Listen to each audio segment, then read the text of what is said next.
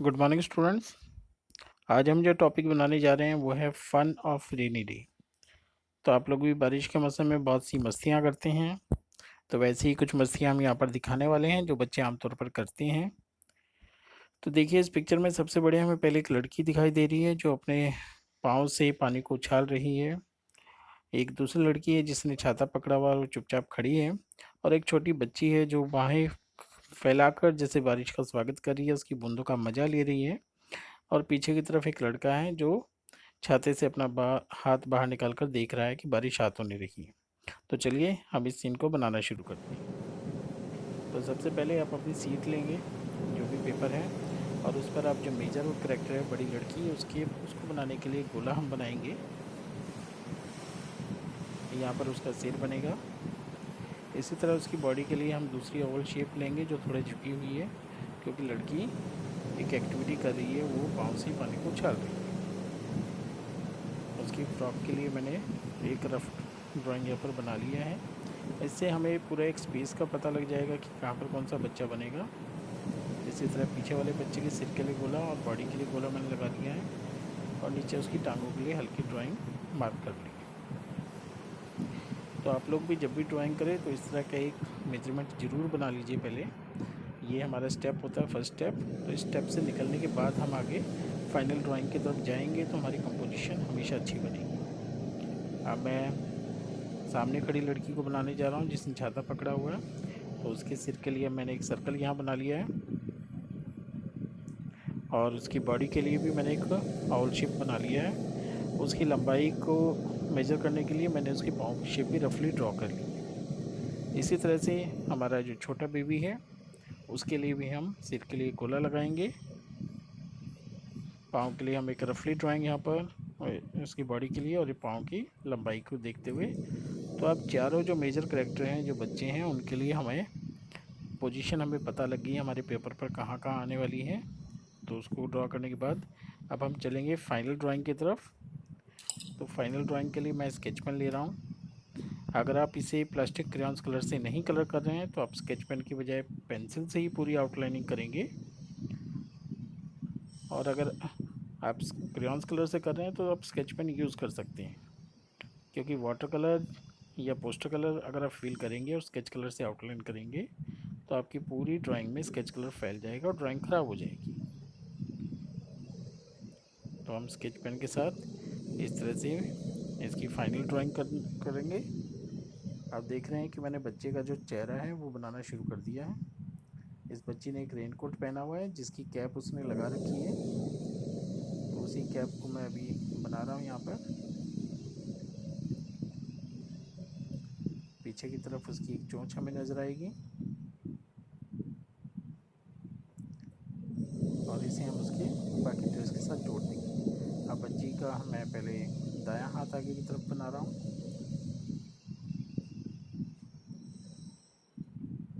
और इसी तरह से पीछे का बायां हाथ जो थोड़ा मुड़ा हुआ है।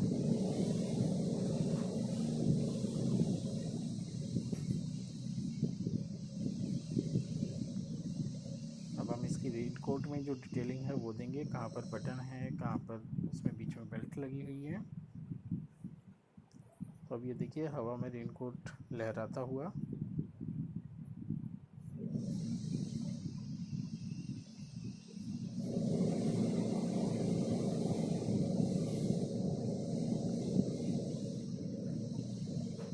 अब हम इसके हाथों की पोजीशन बना लेंगे,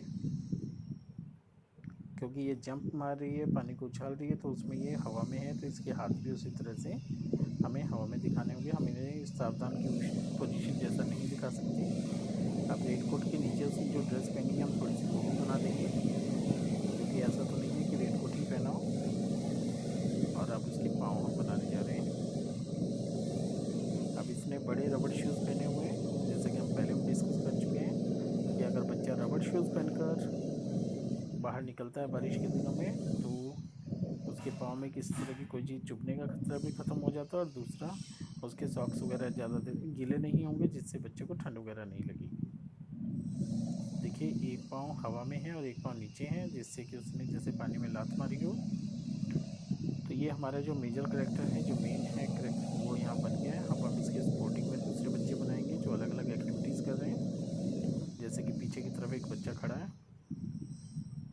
जो छाते से हाथ बाहर निकाल कर चेक कर रहा है कि बारिश रुकी है कि नहीं रुकी। शायद उसके बाद वो अपना छाता बंद करना चाहता हो।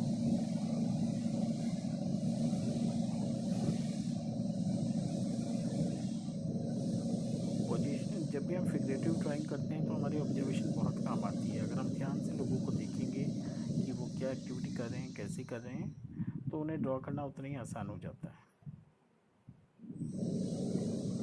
अब देखिए, मैंने छाता बनाने से पहले डंडी बनाई है ताकि मैं उसी के अकॉर्डिंग छाते की पोजीशन बना सकूं। अगर हमने पहले छाता बना लिया और उसके हाथ के अकॉर्डिंग उसकी डंडी नहीं आई तो हमारी पूरी ड्राइंग ख़राब हो जाएगी। क्योंकि हम हाथ बना चुके हैं तो उसके बाद उसमें डंडी बनानी ज़रूरी है, फिर ही हम छाता बनाएंगे। अब हमने पहले जो ओवल शेप बनाए थे और उसके पाँव के लिए जो ड्राइंग पीस लिया था, तो उससे हमारे बच्चे की लंबाई बिल्कुल सही बनेगी। और क्योंकि अब ये मेन कैरेक्टर से छोटा बन रहा है तो खुद ब खुद इसमें एक पर्सपेक्टिव क्रिएट हो गया है। हमें दिख रहा है कि ये बच्चा पहली लड़की से कुछ पीछे खड़ा है, वो डिस्टेंस पे 10-15 मीटर या फीट की दूरी पर है। अब इसके साथ ही हम इससे छोटी जो दूसरी लड़की है जिसने छाता पकड़ा है, हम उसकी ड्राइंग को बना फाइनल करेंगे। वो सामने की तरफ दिख रही है। बच्चों के चेहरे पर थोड़ी स्माइल ज़रूर दिखाएं क्योंकि सब इंजॉय कर रहे हैं। और ये बारिश के बाद का मौसम ऐसा भी नहीं होता कि हम उसमें उदास रहें।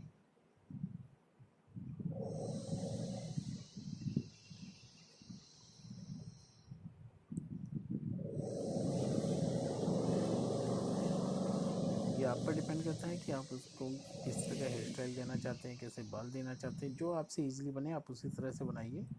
कोई हार्ड एंड फास्ट रूल नहीं है कि आपको इसी तरह के बाल बनाने चाहिए जैसे मैं बना रहा हूँ।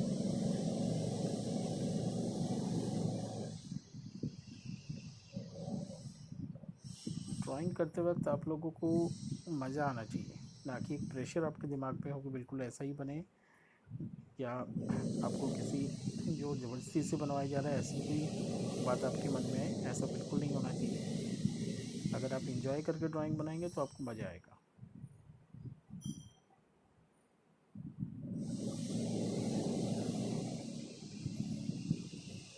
अब देखिए, ये लड़की दूसरी लड़की से छोटी है तो इसकी ड्रेसिंग भी हमने उसी ढंग से बनाई है।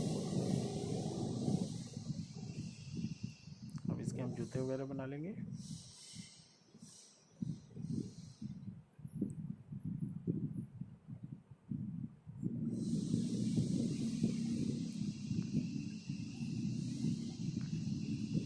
जब हम एक ही कंपोजिशन में एक से ज़्यादा बच्चे या चीज़ों को ड्रॉ करने की कोशिश करते हैं तो उससे हमें सबसे बड़ा फ़ायदा ये होता है कि हम एक ही ड्राइंग में कई अलग अलग तरह की पोजीशंस, कई अलग अलग तरह के भाव भंगिमाएँ, ये सब कुछ बनाना सीख जाते हैं। अलग अलग तरह के एक्सप्रेशंस, मूवमेंट, सब कुछ हम उसमें दिखा देते हैं। और अगर हम एक एक पेज पे सिर्फ एक ही ड्राइंग बनाएंगे, एक ही फिगर बनाएंगे, तो इस तरह से पेपर भी बहुत ज़्यादा आपको लगाने पड़ेंगे और आपको वक्त भी बहुत ज़्यादा लग जाएगा चीज़ों को सीखने में। तो आप भी कोशिश किया कीजिए कि जो भी आप ड्राइंग बनाते हैं वो पूरी शीट पे बने, ज़्यादा से ज़्यादा करेक्टर उसमें हो, तो आपको उसको बनाते हुए मज़ा भी आएगा और उसमें लाइवनेस भी दिखेगी। लाइवनेस से मेरा मतलब है कि आपको लगेगा कि उसके अंदर कुछ हो रहा है, कोई एक्टिविटी उसके अंदर हो रही है, सिर्फ वो एक तस्वीरें नहीं हैं, उसके पीछे एक कहानी है। आप उसे अच्छे से एक्सप्लेन कर सकते हो। चलिए, अभी हमारे मेजर जो करेक्टर्स हैं वो बन चुके हैं। अब हमें इसकी स्पोर्टिंग का बैकग्राउंड और दूसरी चीज़ें बनानी है जिससे कि हमें लगे कि वाकई बारिश के दिन का कोई दिन है। तो अभी लड़की ने जो पानी उछाला है हम उसको बनाते हैं।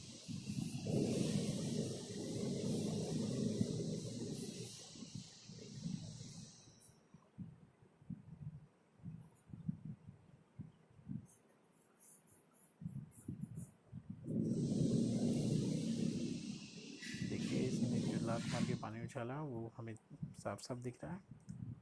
अब हम ये जो लड़की खड़ी है इसके छाती को भी ड्रॉ कर देते हैं, ये मैं भूल गया था। अब मैंने पहले से ही इसका टी पॉइंट लगा रखा है तो इसलिए मुझे पता है कि छाती की पोजीशन कहाँ से आएगी। तो मैंने उसी के अकॉर्डिंग छाती को और ज़्यादा मेजर करने की ज़रूरत नहीं की और मैंने उसे बना दिया सीधा स्केच के साथ। लेकिन आप बनाने से पहले टी पॉइंट बना के ऊपर हाफ सर्कल लगा के बाकायदा मेजरमेंट ले लीजिए कि छाती का सेंटर पॉइंट कहाँ है। मैं जो चाहता है एक तरफ झुका हुआ दिखेगा, एक तरफ बड़ा और एक तरफ छोटा दिख रहा है। अर्थ एंड स्काई लाइन बनाएंगे, क्योंकि आखिर ये बच्चे कहीं तो किसी सरफेस पे तो खड़े हैं, ये हवा में तो उड़ नहीं रहे, तो इसलिए अर्थ बनानी भी ज़रूरी है और स्काई लाइन भी, जिससे कि अर्थ और स्काई को हम डिवाइड कर सकें। तो देखिए मैंने दूर के कुछ खास बना दिए हैं, ये दूर के पेड़ भी हो सकते हैं,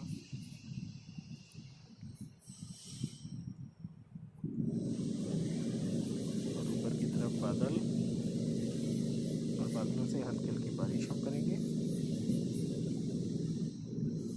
क्योंकि बहुत तेज़ बारिश में तो यकीनन आपके मम्मी पापा भी जैसे आपको निकलने नहीं देंगे, तो हमारे इन ड्राइंग के जो करेक्टर्स हैं इनके भी जो पेरेंट्स होंगे वो बाहर नहीं निकलने देंगे।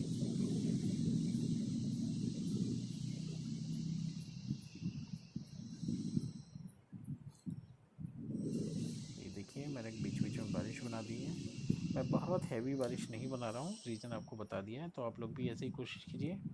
आप अगर चाहें तो ये बारिश जो है ब्लू स्केच पेन से भी बना सकते हैं। अगर आप प्लास्टिक क्रेयॉन्स कलर कर रहे हैं तो पहले ब्लू पेन के साथ आप बारिश की बूंदें बना दीजिए, और फिर स्काई ब्लू कलर्स या जो भी कलर आप करेंगे तो उसमें से वो दिखता रहेगा। तो ब्लैक के साथ ही बारिश बनानी है, ऐसा भी कोई ज़रूरी नहीं है।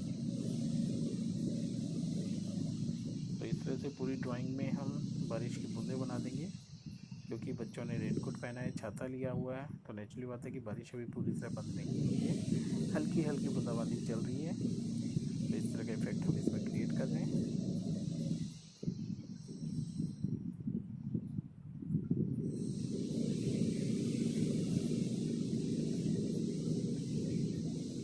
तो इस तरह से हमारी ये ड्राइंग कंप्लीट हो जाती है। मुझे उम्मीद है कि आपको ये पसंद आई होगी।